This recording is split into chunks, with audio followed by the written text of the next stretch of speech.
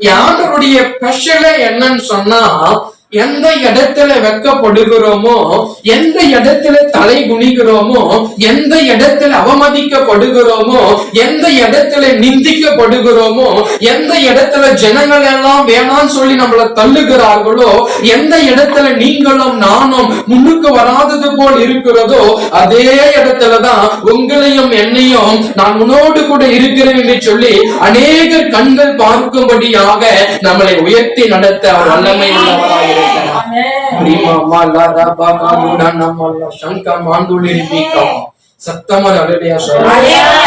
நாம் ஆராதிக்கிறவர் தாய்மை உள்ளவர்களுக்கு கிருபை அளிக்கிறவராக இருக்கிறார்.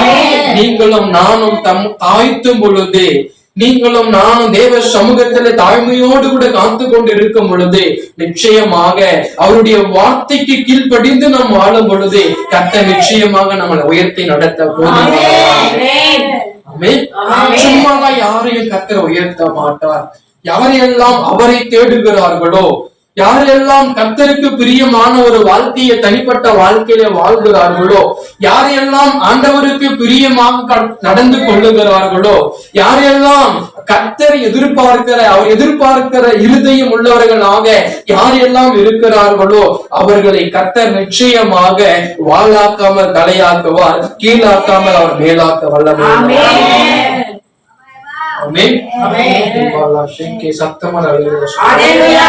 ஏன் இப்படி பயப்படுகிறீர்கள்? ஏன் உங்களுக்கு விசுவாசம் இல்லாமல் போகிறது? முதல் காரியம் இயேசு சொல்றாரு, ஏன் பயப்படுகிறீங்க? இந்த பிரச்சனையை குறித்து நீங்கள் ஏன் பயப்படுகிறீர்கள்?